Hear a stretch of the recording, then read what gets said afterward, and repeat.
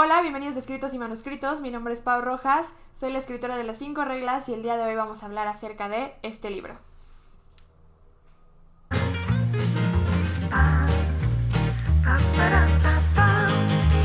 Reinas Malditas, escrito por Cristina Morató y publicado en el 2014, es el libro que escogí para hablar esta semana porque pasamos apenas el Día de la Mujer y creo que este libro es maravilloso para poder hacer un atributo a mujeres que marcaron su época en algún punto y que fueron reinas, emperatrices o zarinas, dependiendo su caso, y que dejaron huella ya fuera porque fueran admiradas, odiadas, imitadas o todas las anteriores, y que sin duda debemos de reconocer que fueron personajes grandes en la historia. Y le llama Reinas Malditas porque todas tenían en común que compartieron una vida bastante llena de infortunios y desgracias, algunas con una trágica muerte, otras con una vida bastante trágica hasta el día de su muerte, algunas con ambas, pero sin duda estas mujeres marcaron su vida, la marcó la desgracia, por eso se llama el título Reinas Malditas. Por otro lado, la autora a cada capítulo le da un nombre específico, o a cada biografía de las personas le da un nombre en específico que me parece bastante acertado y que resume muy bien la historia de cada una. Por ejemplo, la primera princesa o reina de la que vamos a hablar hoy fue la emperatriz Sisi, esposa del emperador del Imperio Austrohúngaro Francisco José. Sé que suena raro decir emperador del imperio, pero así es como funciona. Y esta mujer fue conocida en su época por ser una belleza espectacular. Curiosamente, ella llegó a ser emperatriz por error, podríamos decirlo, o por una casualidad, porque a la que se esperaba casar con su primo era su hermana Elena. Sin embargo, Francisco José se enamoraría completamente de Sisi y no cedería hasta casarse con ella. Una muchacha libre de poca edad y que llegó a una corte bastante rígida, que estaba ella acostumbrada a ser muy libre, a tener pues pocas reglas dentro de su casa, porque provenía de una casa bastante liberal y con ideas muy específicas. Se vería como una extraña en la corte, y así es como le llama Cristina Morató al primer capítulo, o al capítulo de Sisi, una extraña en la corte. Sisi tendrá que enfrentarse a los problemas que tendría con su suegra, a la dificultad que tuvo de llegar a una de las cortes más rígidas de Europa, que era la austríaca, y a no saber exactamente cómo reinar, así de problemas mentales que se le desarrollarían por una enfermedad que hoy conocemos como anorexia nerviosa, pero que en ese tiempo no estaba diagnosticada, la cual le causaría de continuas depresiones. La segunda reina de nuestra lista es una reina que todos conocemos, ya sea por que fue la cara de la Revolución Francesa o por las diversas películas y series que hay con su nombre. Hablo de María Antonieta de Francia y el capítulo que le da nombre a su historia es La Reina Desdichada. Lo cual resume bastante bien porque María Antonieta llegaría muy joven a una corte francesa, proveniente de una corte austríaca que era considerada por ser muy recta, como ya les había comentado, y muy cuadrada, y la que gobernaba su madre, María Teresa, con mano dura, a una corte francesa que estaba considerada en Europa por ser moralmente corrupta y una corte bastante extravagante. Ella llegaría bastante niña, siendo comprometida al delfín de Francia, y cuyo matrimonio pues fue marcado por la desdicha en un principio, pues no se consumaría hasta después de varios años de haberse casado, y en los cuales no podría darle a Francia el heredero que tanto deseaban. Esto la llevó a llenar su vacío haciendo fiestas excesivas, comprando cosas excesivamente, teniendo un estilo de vida bastante extravagante que le compraría el odio del pueblo, quien después exigiría su cabeza en la guillotina.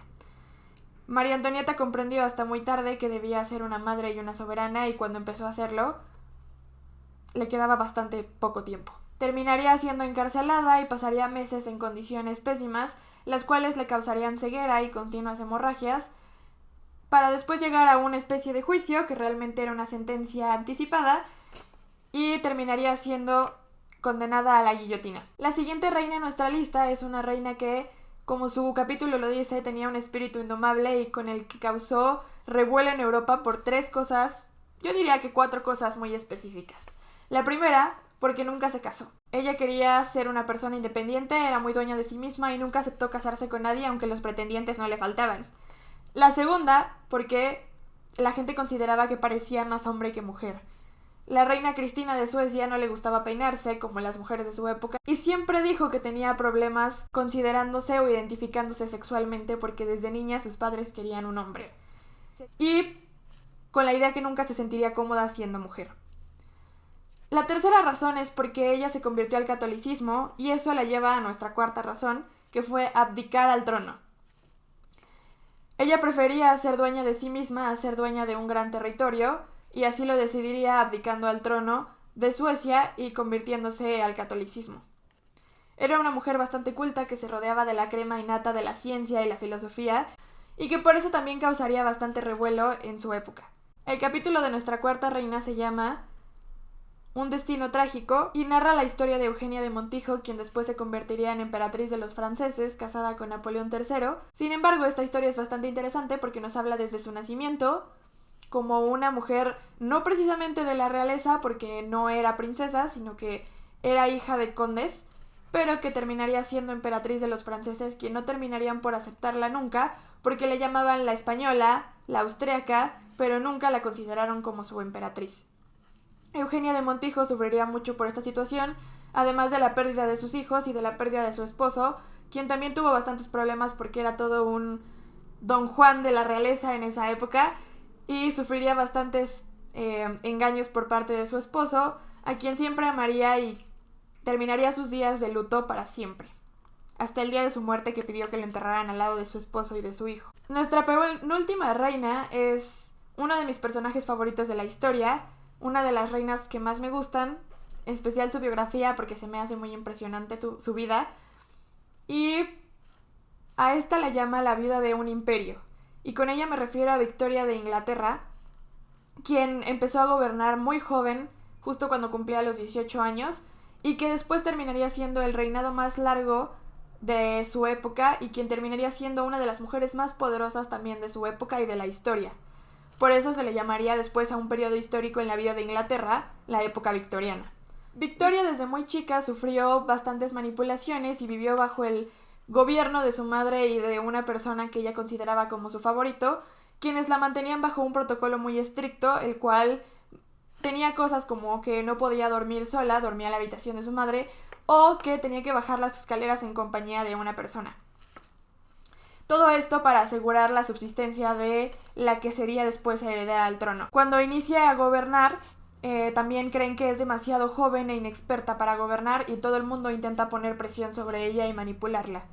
Ella tendría que tomar las riendas de su propia vida y elegir por sí misma, y después conocería al príncipe Alberto, quien sería su esposo y el amor de su vida, y por quien guardaría un luto eterno desde el día de su muerte hasta el día de la muerte de ella. Nuestra última reina también ocupa una lista entre las mujeres que sufrieron un destino trágico, igual que María Antonieta, porque también le da cara a una revolución, la Revolución Rusa, lo cual le da el nombre a su capítulo de la última zarina, y con ella hablo de Alexandra Romanov.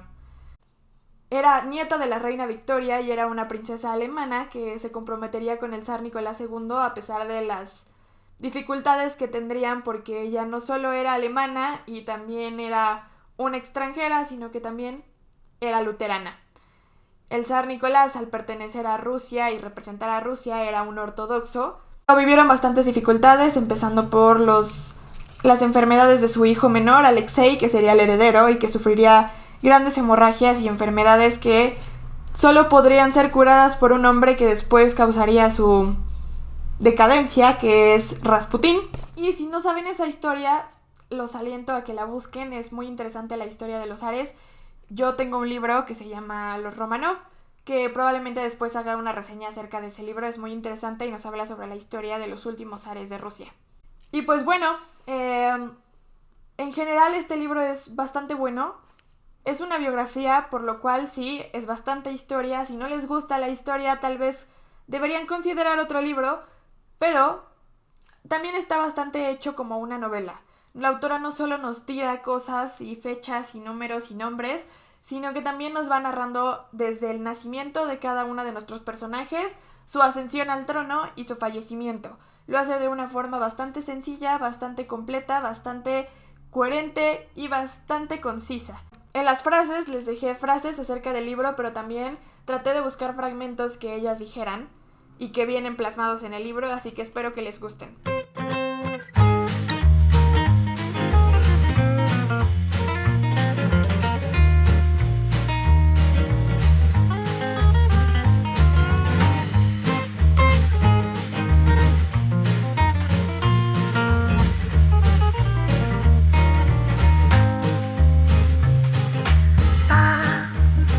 Ba ba ba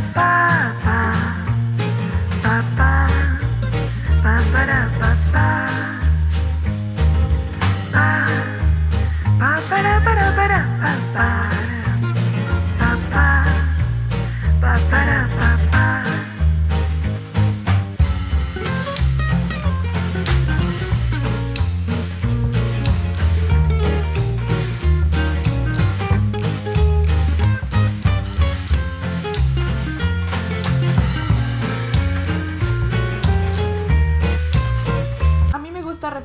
acerca de estos libros pensando en que sí eran reinas y la historia las ha juzgado de una manera, no sé si correcta o incorrecta, no voy a pronunciarme acerca de eso, pero también eran personas y eran mujeres que soportaron el peso de un imperio, de un reino en sus hombros y que probablemente llegaron muchas veces ahí por casualidad, como pasó con Sisi.